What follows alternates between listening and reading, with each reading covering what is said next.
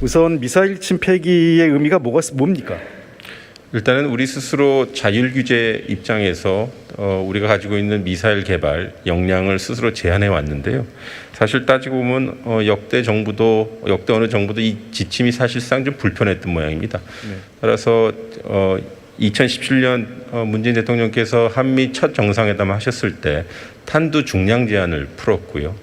그리고 작년에는 액체 연료가 아닌 고체 연료 제한을 풀었습니다. 실질적으로 이제 제한 사항이 없는데 이것이 자율 규제로 남아 있다 보니 우리 과학 역량 분야에 있어서 우리 할 일이 되게 많지 않습니까? 그래서 그 부분을 해제하기 위해서 이번에 노력하였고 한미가 공의 협의하에 풀었습니다. 따라서 이제는 방어적 영역뿐만 아니라 우주 개발 시대에 있어서 제약 없이 과학적 열망을 우리가 실현할 수 있게 되었습니다.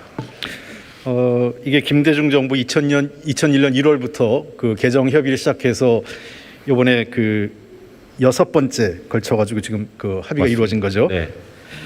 자, 근데 그 중국과 이것이 마치 중국에 대한 일부 우려에서 중국에 대한 위협된다 이런 지적이 있는데 어떻게 생각하세요? 그거는 저는 동의할 수 없는데 차관께서는 어떻게 보십니까? 저도 의원님 말씀에 동의하고요. 이거 제한을 푸는 데 있어서 주변국을 고려했다기보다는 계속 강조해서 드리는 말씀이지만 우리 과학적 역량을 실현하기 위해서라도 우주 개발 시대에 맞춰서 이 미사일 지침은 풀어야만 했습니다. 네, 이건 당연히 주권적 권리로서 우리가 가져야 될 문제고 미래 산업 가치가 높은 우주항공 산업에 대한 도전 우리가 기회를 잡은 건데요. 제가 PPT 하나 보겠습니다. 글로벌 우주항공 산업이 굉장히 빠르게 지금 증가를 하고 있어요. 성장하고 있어요. 지금 2019년 현재 한 3,800억 달러 정도 수준인데 시장 규모가 2040년 가면 1조 달러를 넘는 규모로 지금 예측을 하고 있어요. 근데 아쉽게도 우리나라의 세계 시장 점유율은 1% 내외입니다. 1%를 한 번 넘었다가 지금 겨우 또 0.8%대로 떨어졌는데 우주항공 산업이 굉장히 우리가 미미하다 이렇게 보는데 어떻게 생각하십니까? 동의합니다. 네. 지금 우리 우주항공 산업 비중이 세계에서 1%에 불과하기 때문에 우리가 좀 이 분야에 대해서 적극적으로 그 우주항공 산업을 발전시킬 수 있는 의미 있는 합의를 이번에 대통령께서 했다고 생각을 합니다. 지금 우리가 보면 대체로요, 이 자료를 보면 이 우주항공 산업에서 차지하고 있는 매출 구성을 보면 전체가 우주 이용 쪽입니다. 그러니까 주로 위성 이용해서 그 위성 방송 이용하거나 이런 것이 전체 우리가 시장에 우리가 하고 있는 한 80%에 이걸 차지하고 있고. 실제 우리가 우주 산업에 참여한다고 하는 그 발사체나 위성체 제작엔 굉장히 미미하죠.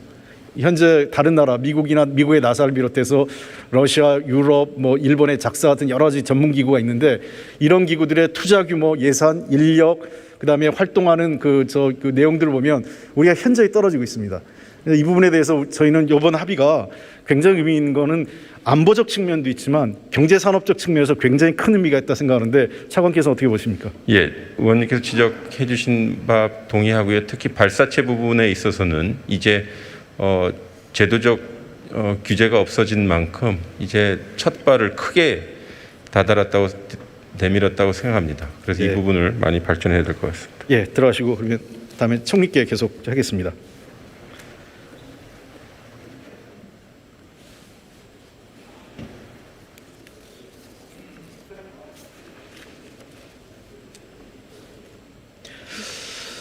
네, 지금 우주 항공 산업에 대해서 지금 우리가 기회가 왔는데 소위 그 컨트롤 타워, 미국계 나사형의 그런 기구가 필요하다. 지금 항우연 갖고는 좀 부족하다 이런 지적이 있습니다.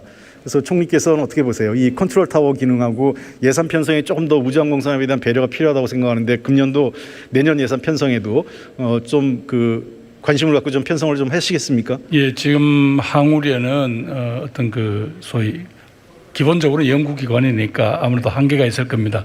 이것을 산업적으로 이용을 하고 특히 우주항공 산업의 미래를 생각할 때 정부 내에 이 문제에 대해서 조금 더 특별한 연구와 준비가 필요하다.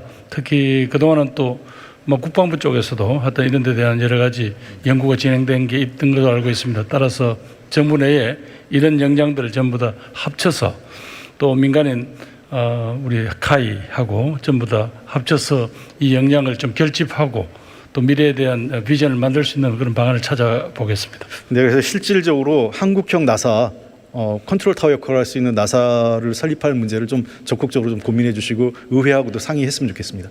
예, 알겠습니다. 예, 청문회 준비를 하겠습니다.